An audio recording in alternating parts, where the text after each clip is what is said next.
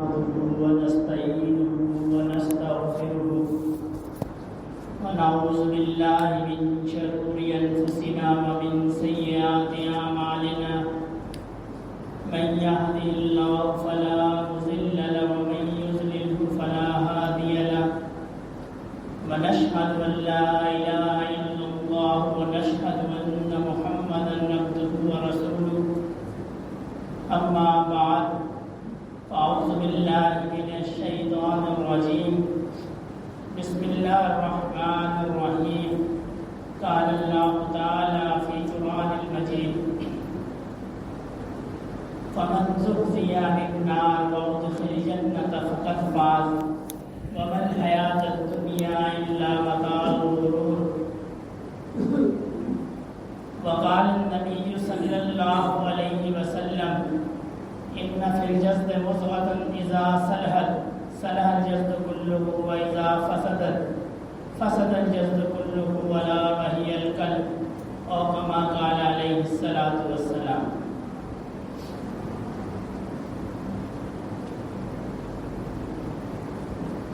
انسان کی زندگی ایک سفر ہے اور سفر بھی ایسا ہے جو اس نے اپنی مرضی سے شروع نہیں کیا اور نہ یہ سفر اس کی مرضی سے ختم ہوگا. دنیا کے جتنے بھی اسفار ہیں وہ انسان اپنی مرضی سے کرتا ہے، یا خوشی سے کرتا ہے یا غمی سے کرتا ہے، کسی مجبوری سے کرتا ہے، کسی دفتری ضرورت سے کرتا ہے، کسی خواہش سے کرتا ہے، لیکن اس میں اس کی مرضی ضرور شامل ہوتی ہے، اس کا ارادہ ضرور شامل ہوتا ہے. لیکن یہ جو زندگی کا سفر ہے اس میں نہ انسان کا ارادہ شامل ہے نہ انسان کی مرضی شامل ہے. اللہ پاک نے جب چاہا اس دنیا میں بھیج دیا اور جب اللہ پاک چاہیں گے اس دنیا سے واپس بلا لیں. انسان ایک وقت معین تک اس دنیا کے اندر موجود ہے اور اس دنیا میں انسان کو اللہ پاک نے آزمائش کے لیے بھیجا ہے، یا اس بات کی آزمائش کے لیے بھیجا ہے کہ بندہ دنیا میں جا کر مجھے پہچانتا ہے کہ نہیں ہے. اللہ پاک نے جب اس کائنات کو پیدا کرنے کا ارادہ فرمایا، تمام روحوں کو اللہ رب العزت نے جمع فرمایا اور پھر ان سے پوچھا الست بربکم، کیا میں تمہارا رب ہوں؟ سب نے کہا قالوا بلا، بے شک آپ ہمارے رب ہیں. میں نے بھی کہا، آپ نے بھی کہا، سب نے کہا. حضرت آدم علیہ السلام سے لے کر اور آخری انسان جو اس دنیا میں آئے گا، سب نے اللہ پاک کے سامنے یہ وعدہ فرمایا کہ بے شک آپ ہمارے رب ہیں. اور رب کہتے ہیں پالنے والے. یہاں ایک نقطہ ہے، اللہ پاک نے یہ نہیں پوچھا کیا میں تمہارا خدا ہوں، پوچھا کیا میں تمہارا رب ہوں. رب کہتے ہیں پالنے والے کو. سب نے کہا ہاں آپ ہمارے رب ہیں. یہ اس لیے پوچھا گیا کہ دنیا میں جب انسان کو بھیجا جائے گا اور جب انسان یہاں کی رنگینیوں میں گم ہو جائے گا، یہاں کے اسباب میں پھنس جائے گا، تو پھر وہ سمجھے گا کہ مجھے میرے ماں باپ نے پالا ہے، مجھے تو دکان پالتی ہے، مجھے تو کاروبار پالتا ہے، مجھے تو کھیتی باڑی پالتی ہے، مجھے تو ملازمت پالتی ہے. یہ سارے اسباب جو ہیں، یہ سارے اسباب کے بارے میں اس کا یہ گمان ہوگا کہ یہ مجھے پالتے ہیں. اسی لیے وہاں قیامت آپ انسانوں کی تخلیق سے پہلے اللہ پاک نے وعدہ لیا کہ پالنے والا کون ہے؟ ہم نے کہا جی آپ ہیں، آپ ہمارے پالنے والے ہیں. تو اس دنیا میں کامیاب وہ ہے جو یہاں سے جانے کے بعد جس کو یہ معلوم ہوگا کہ جی پالنے والے کون تھے. اس دنیا کے اندر بھی جو یہ جان گیا، جو پہچان گیا کہ اللہ ہمارے پالنے والے ہیں، وہ کامیاب ہو گیا. الحمدللہ ہم مسلمانوں کے گھر میں پیدا ہوئے. ہمارے ماں باپ نے ہماری آنکھ کھولنے پر کلمہ آزاد پڑھی، اللہ کا نام لیا، سیدھے کان میں ہمارے اذان پڑھی گئی، دائیں کان میں اذان پڑھی گئی اور بائیں کان میں اقامت پڑھی گئی۔ اللہ نے ہمیں مسلمانوں کے گھر میں پیدا فرمایا، پھر کچھ بڑے ہوئے تو کلمہ سکھایا گیا، اللہ کا نام سکھایا گیا، اور بڑے ہوئے تو کسی مدرسے میں کسی استاد کے پاس بھیجا گیا جس نے ہمیں قرآن عظیم کی تعلیم دی، ہمیں عبادات کا طریقہ سکھایا۔ یہ ساری چیزیں ہماری تربیت میں شامل ہیں۔ اسی لیے ہمیں معلوم ہے کہ اللہ پاک ہمارے پالنے والے ہیں، اللہ پاک ہمارے رب ہیں، لیکن یہ سب زبان سے ہے۔ ایمان جو ہے، ایمان دو چیزوں کا مجموعہ ہے، اقرار باللسان و تصدیق بالقلب۔ ایک شخص زبان سے دعویٰ کرتا رہے کہ جی اللہ میرے رب ہیں، میں اللہ کا بندہ ہوں، لیکن اس کے دل میں اس کی تصدیق نہ ہو، دل میں اس کی تصدیق نہ ہو تو وہ مسلمان نہیں ہے، اس کو کہتے ہیں منافق۔ اور یہ اتنا بڑا جرم ہے کہ حضرت جبرائیل علیہ السلام نبی کریم صلی اللہ علیہ وسلم کی خدمت میں حاضر ہوئے تو کچھ پریشان تھے۔ رسول اللہ صلی اللہ علیہ وسلم نے پوچھا کہ جبرائیل کیوں پریشان ہو؟ عرض کی کہ یا رسول اللہ میں جہنم کا دورہ کر کے آ رہا ہوں۔ فرمایا بھائی کچھ جہنم کے حالات بتاؤ۔ عرض کی کہ یا رسول اللہ جہنم کے 7 درجے ہیں، تہ پاتے ہیں، یعنی اوپر، اس کے نیچے، اس کے نیچے، اس کے نیچے، ایسے سائڈ بائی سائڈ نہیں، تہ پاتے ہیں۔ ایک درجہ اوپر ہے، پھر اس سے نیچے ہے، اس سے نیچے ہے، اس سے نیچے ہے، اور جتنا درجہ نیچے ہوتا جاتا ہے اتنی ہی آگ اور گرمی اور عذاب بڑھتا چلا جاتا ہے۔ تو آپ صلی اللہ علیہ وسلم نے فرمایا ان میں کون ہوں گے؟ عرض کی کہ یا رسول اللہ پہلے درجے کے اندر نصارہ ہوں گے، اہل کتاب ہوں گے،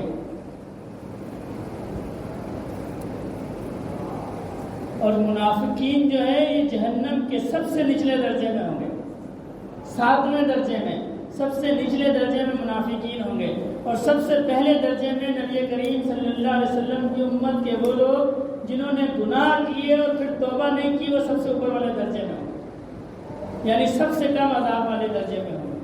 پھر اس کے بعد اہل کتاب ہوں گے، پھر صحابی ہوں گے، پھر مجوسی ہوں گے۔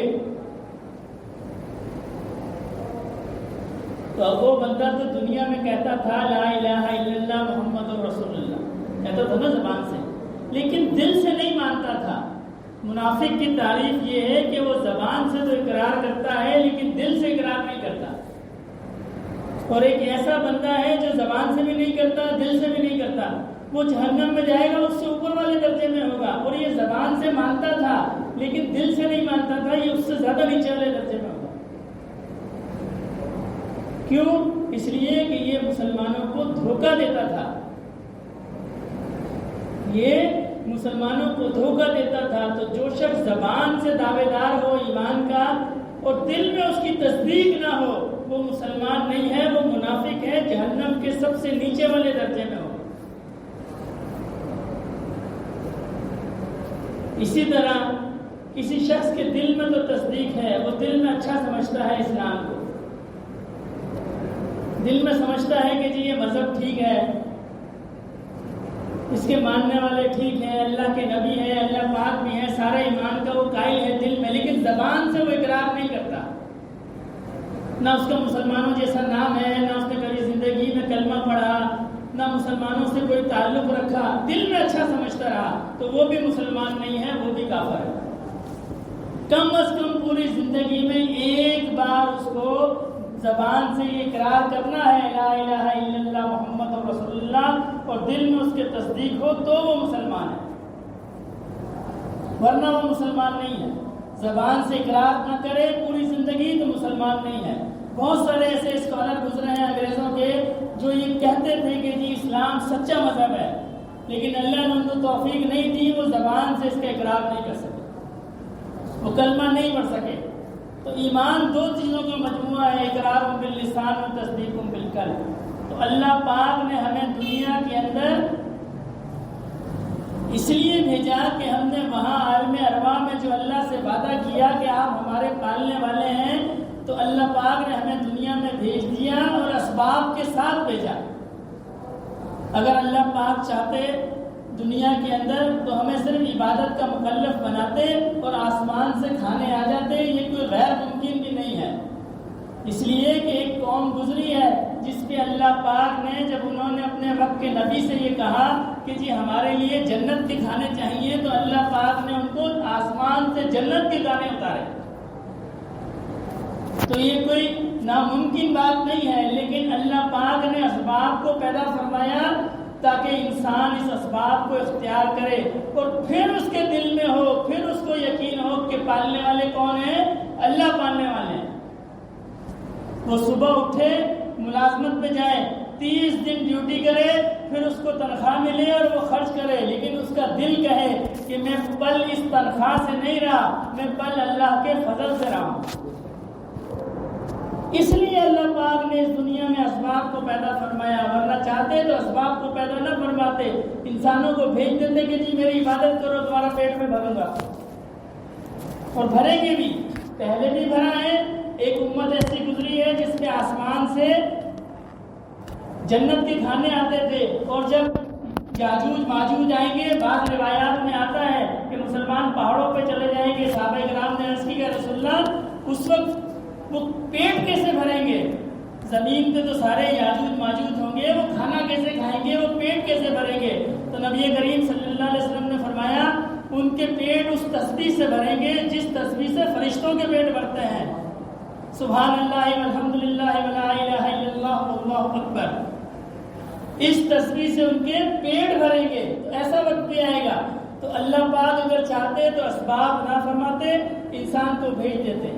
آسمان اسباب صرف اس لیے اللہ پاک نے بھیجے تاکہ بندہ جو وعدہ وہاں کیا تھا اس وعدے کو نبھاتا ہے کہ نہیں نبھاتا، الستو بربکم والا اس وعدے کو نبھاتا ہے کہ نہیں نبھاتا۔ اور ایک مخصوص وقت کے لیے ہمیں یہاں بھیجا، یہ اللہ کی دی ہوئی مہلت ہے، یہ ہمارا استحقاق نہیں ہے۔ کوئی 20 سال جیے گا، کوئی 30 سال جیے گا، کوئی 40 سال جیے گا، کوئی 50 سال جیے گا۔ اگر تو یہ ہمارا استحقاق ہوتا تو سب کی عمریں ایک جیسی ہوتی۔ یہ استحقاق نہیں ہے، یہ اللہ کی دی ہوئی مہلت ہے۔ کسی کو 20 سال، کسی کو 30 سال، کسی کو 80 سال، کسی کو 100 سال، یہ اللہ کی دی ہوئی مہلت ہے۔ اللہ پاک جب چاہیں گے اس مہلت کو ختم فرما دیں، اور پھر جب بندہ اس دنیا سے چلا جائے گا قبر کے اندر، اس سے سب سے پہلا کیا سوال ہوگا؟ سب سے پہلا جو اس سے سوال ہوگا وہ ہوگا من ربک کا۔ حالانکہ بندے نے دنیا میں زندگی گزاری، نبی کریم صلی اللہ علیہ وسلم کے احکامات، فرمان، اللہ رب العزت کے احکامات، یہ پورا جامع دین ہے نا، پیدائش سے لے کر اور موت تک سارے احکام واضح ہیں۔ ہونا تو یہ چاہیے تھا کہ جب بندہ قبر کے اندر چلا جائے اس سے پوچھا جائے کہ جی تم نے زندگی اللہ کے حکم کے مطابق گزاری کہ نہیں گزاری، نبی کریم صلی اللہ علیہ وسلم کے طریقے پہ گزاری کہ نہیں گزاری۔ لیکن جو سب سے پہلا سوال ہوگا وہ ہوگا من ربک کا۔ کیوں؟ اس لیے کہ جب ہم عالم ارواح کے اندر تھے اس وقت اللہ نے ہم سے فرمایا تھا الست بربکم، کیا میں تمہارا رب ہوں؟ یہ بنیادی سوال تھا، پہلا سوال تھا جو عالم ارواح میں اللہ پاک نے ہماری روحوں کو مخاطب کر کے فرمایا، یہ پہلا کلام تھا، یہ پہلا سوال تھا، کیا میں تمہارا رب ہوں؟ اس لیے جب ہم اس دنیا سے چلے جائیں گے تو پہلا سوال تمہارا وہی دہرایا جائے گا کہ تمہارا رب کون ہے۔ فرشتے پوچھیں گے تمہارا رب کون ہے، باقی ڈیٹیل بات کی ہے، یہ باقی جو ڈیٹیل ہے یہ حشر کے میدان کی ہے، کیا کمایا، کیا کھایا، دین پہ کتنا عمل کیا، یہ ساری ڈیٹیل کی بات کی ہے۔ سب سے پہلا سوال جو قبر میں انسان سے ہوگا، سب سے پہلا وہ ہوگا من ربک۔ اس لیے کہ اللہ پاک نے وہاں ہم سے وعدہ لیا تھا، اور قبر میں جانے کے بعد اس وعدے کے بارے میں سوال ہوگا کہ دنیا میں تم 50 سال رہے، 60 سال رہے، 70 سال رہے، تم نے اس وعدے کو یاد رکھا کہ نہیں رکھا؟ اب تم قبر کے اندر آئے ہو، تمہیں اپنا رب یاد ہے کہ نہیں ہے؟ دنیا میں رہ کے تم اس رب کو بھول تو نہیں گئے، دنیا کی رنگینیوں کے اندر مستغرق تو نہیں ہو گئے؟ سب سے پہلا سوال اللہ پاک نے قبر کے اندر یہی رکھا ہے. اللہ کے فرشتے سب سے پہلے یہی سوال پوچھیں گے من ربک، اب تو بتا کہ تیرا رب کون ہے. وہاں تم نے وعدہ کیا تھا، تم نے کہا تھا اللہ ہمارے رب ہیں، پھر اللہ نے تمہیں دنیا میں بھیج دیا، دنیا میں تم نے وقت گزارا، اب تم بتاؤ تمہارا رب کون ہے. تو جس بندے نے دنیا میں اللہ کو یاد رکھا ہوگا، اللہ پاک کے احکام پہ عمل کیا ہوگا، نبی کریم صلی اللہ علیہ وسلم کی سنت مبارکہ پہ عمل کیا ہوگا، آپ کے اقوال پہ عمل کیا ہوگا، اس کی زبان سے نکلے گا اللہ میرا رب ہے، اللہ میرے رب ہے. اور یہ سوال جو ہے یہ عنقریب پوچھا جانے والا ہے. کوئی بندہ یہ نہیں کہہ سکتا کہ جی مجھ پہ یہ نوبت نہیں آئے گی. جس روح کو اللہ نے دنیا میں بھیج دیا، ہر اس روح پہ یہ نوبت آئی. حضرت ابوبکر صدیق رضی اللہ تعالیٰ عنہ فرمایا کرتے تھے کہ کاش میں پرندہ ہوتا. ایسے جلیل القدر شخصیت ہیں کہ قیامت کے دن جب اللہ پاک کا جلال عروج پہ ہوگا، انبیاء اکرام بھی فرمائیں گے کہ نفسا نفسی. اس وقت جس شخصیت کا سب سے پہلا حساب ہوگا وہ حضرت ابوبکر صدیق ہوں گے. دنیا میں آپ نے دیکھا ہوگا اگر کہیں سوال جواب چل رہے ہوں، جو ساتھی اسکول میں پڑھے ہیں، اگر ماسٹر بلا لے تو ہم کیا کرتے ہیں؟ سب سے پیچھے گھس جاتے ہیں کہ جی پہلے کوئی اور آ جائے.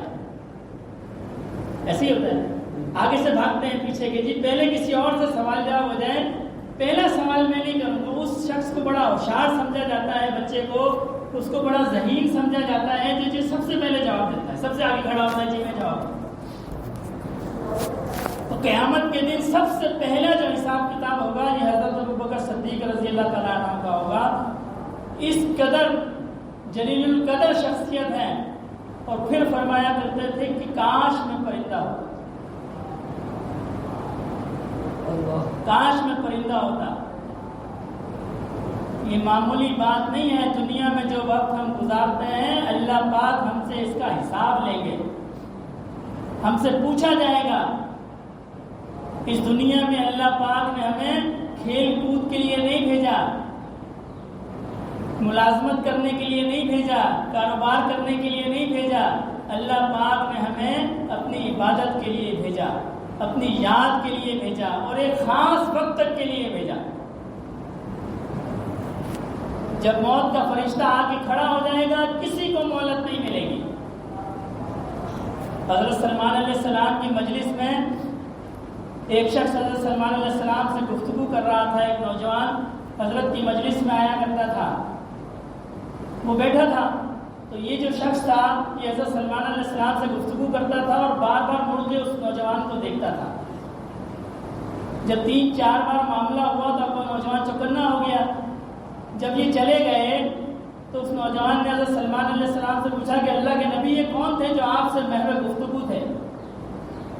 فرمایا کہ یہ موت کے فرشتے تھے، یہ موت کے فرشتے تھے. عرض کی اس نوجوان نے کہ حضرت یہ بار بار مجھے دیکھتا تھا مڑ کے، مجھے گھبراہٹ ہے، مجھے پریشانی ہے، آپ ایسا کہہ رہے ہیں مجھے فلاں جگہ بھجوا دیں. بڑی دور مقام کا نام لیا کہ آپ ہوا کو حکم دیں. اللہ پاک نے سلمان علیہ السلام کو بادشاہی دی تھی، ہوائیں بھی ان کے حکم پہ چلتی تھی. آج کا سردار کہتا ہے، آج کا بادشاہ کہتا ہے، آج کا صدر کہتا ہے کہ میرے پاس وقت نہیں ہے کہ میں اللہ کو راضی کر سکوں. قیامت کے دن جب بادشاہ کہے گا جی میرے پاس وقت نہیں تھا، میں امور مملکت میں مصروف تھا، اللہ پاک حضرت سلمان علیہ السلام کو بلائیں گے اور فرمائیں گے ان سے زیادہ بڑی بادشاہت تمہارے پاس تھی. جب یہ مجھے راضی کر سکتا ہے تو تم مجھے کیوں نہیں راضی کر سکے؟ انبیاء اکرام کی زندگیاں جو ہیں یہ امت کے لیے نمونہ ہے، یہ حجت ہے امت کے لیے.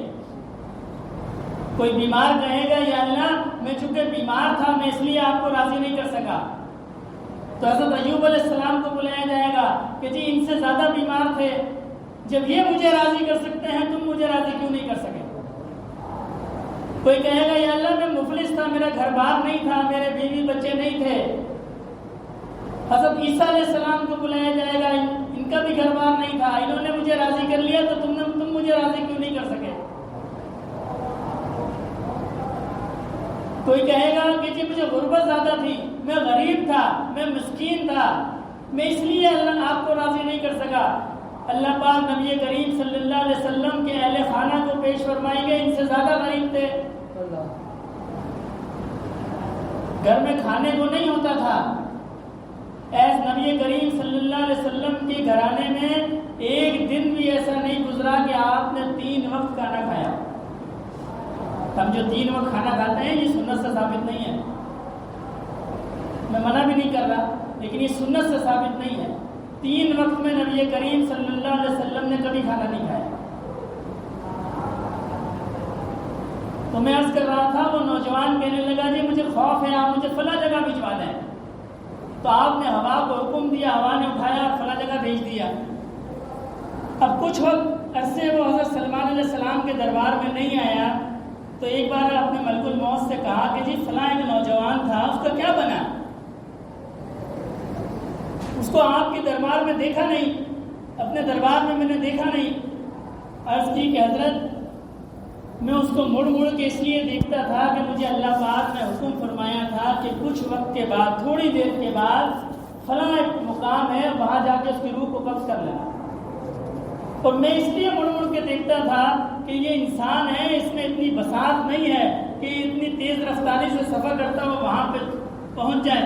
تو میں مڑ کے دیکھتا تھا اور حیران ہوتا تھا، یا اللہ یہ کیا معاملہ ہے، یہ تو یہاں موجود ہے، مجھے وہاں کا حکم ہے، یہ وہاں پہنچے گا کیسے؟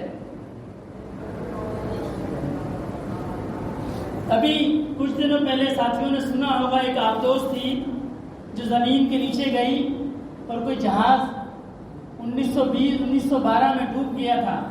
اس کی بھی بڑی دلچسپ کہانی ہے۔ جس شخص نے وہ جہاز بنایا تھا ٹائٹینک، اس نے کہا کہ اس جہاز کو خدا بھی نہیں ڈبو سکتا۔ نعوذ باللہ، یہ میں نے ایسا مضبوط جہاز بنایا ہے، ایسا پائیدار جہاز بنایا ہے کہ اس کو نعوذ باللہ خدا بھی ڈبو نہیں سکتا۔